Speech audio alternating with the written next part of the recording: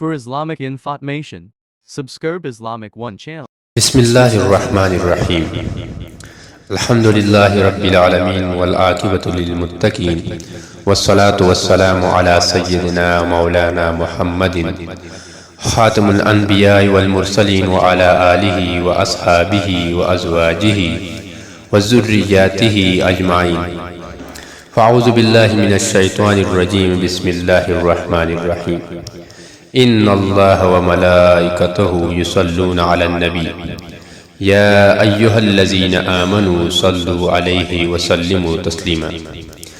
وقال النبي صلى الله عليه وآله وسلم لا يؤمن أحدكم حتى أكون أحب إليه من والده وولده والناس أجمعين.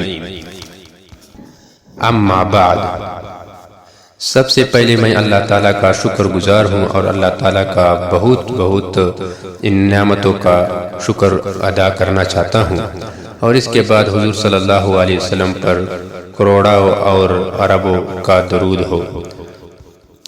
بالغرض میں یہ عرض کرنا چاہتا ہوں کہ میرے عزیز سامعین اور میرے عزیز ناظرین، ہم آپ کے سامنے آج سیرت مصطفیٰ صلی اللہ علیہ وآلہ وسلم کے بارے میں کچھ اہم پروگرام آپ کے سامنے پیش کی جا رہی ہیں، اور اس پروگرام میں کئی دنوں تک مسلسل محنت جاری و ساری ہوں گے۔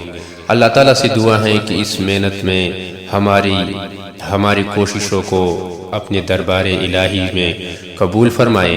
جتنے ناظرین ہیں، جتنے سامعین ہیں، ان کو بھی سننا اور اس طرح سنانا اور اس پر عمل کرنے کی توفیق اللہ تعالیٰ عطا فرمائے۔ میرے عزیز بھائیوں، سیرت مصطفیٰ سیکھنا اور سکھانا اور اس پر عمل کرنا یہ انتہائی ضروری ہے۔ آج کل ہم دیکھ سکتے ہیں کہ لوگوں سے اگر حضور صلی اللہ علیہ وسلم کے نام کے بارے میں پوچھا جائے تو ان کو نام بھی نہیں آتا ہے، اور یہ ایمان کا حصہ ہے، کیونکہ حدیث مبارکہ میں نے آپ کے سامنے پیش کیا کہ لا یؤمن احدکم حتی اکون احب الیہ من والدہ وولدہ والناس اجمعین۔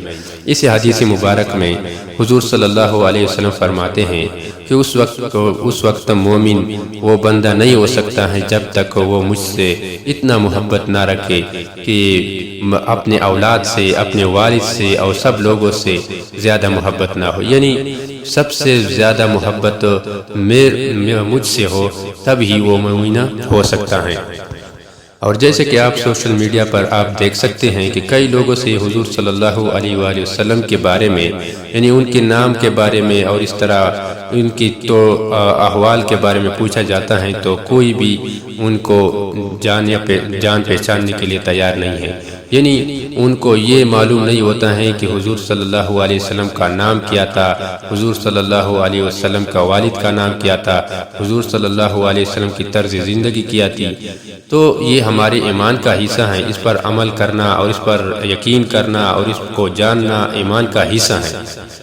اور جس طرح ہم باقی چیزوں کو دیکھتے ہیں سوشل میڈیا پر، اس طرح ہم حضور صلی اللہ علیہ وسلم کی نام اور جان پہچان کو سننا چاہیے اور اس پر عمل کرنا چاہیے اور ان کو سیکھنا چاہیے، کیونکہ اس طرح آپ کو باقی پروگراموں کے نام بھی آتے ہیں، اس طرح ڈراموں کی نام بھی آتے ہیں، فلموں کی نام بھی آتے ہیں، لیکن ہماری کمزوری اس بات میں ہے کہ ہم یہ حضور صلی اللہ علیہ وسلم جس کو ہم اپنا نبی مانتے ہیں اور پھر ان کے احوال کے بارے میں ہم ناخبر ہیں، یہ بہت بڑی افسوس کی بات ہوتی ہے۔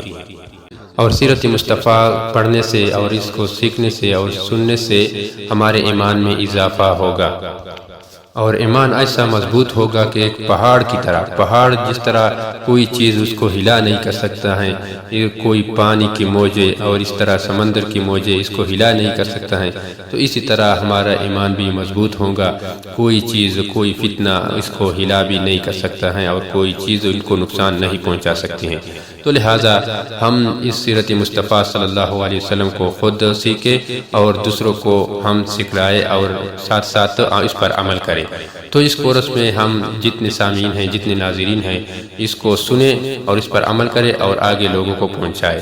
بالغرض اس سیرت سے پڑھنے سے حضور صلی اللہ علیہ وسلم کی فضائل کمالات کے بارے میں علم ہوگا، اور ساتھ ساتھ حضور صلی اللہ علیہ وسلم کے صحابہ کی کمالات و فضائل کے بارے میں ہمیں علم ہوگا، اور ایمان کی مضبوطی کا علامت ہوگی، اور ایمان مضبوط ہوگا اس کے ساتھ ساتھ، اور اس طرح قرآن آیات حدیث مبارکہ ہمارے لیے فہم میں آسان ہو جائے گا، اور ان کی معنی ہماری سمجھ میں آ جائے گی۔ شکریہ، جزاک اللہ خیرہ۔ اللہ تعالی ہم سب کو اس سیرت مصطفیٰ صلی اللہ علیہ وسلم کو سیکھنے کی توفیق عطا فرمائے اور اس پر عمل کرنے کی توفیق عطا فرمائے۔ وآخر دعوانا ان الحمدللہ رب العالمین۔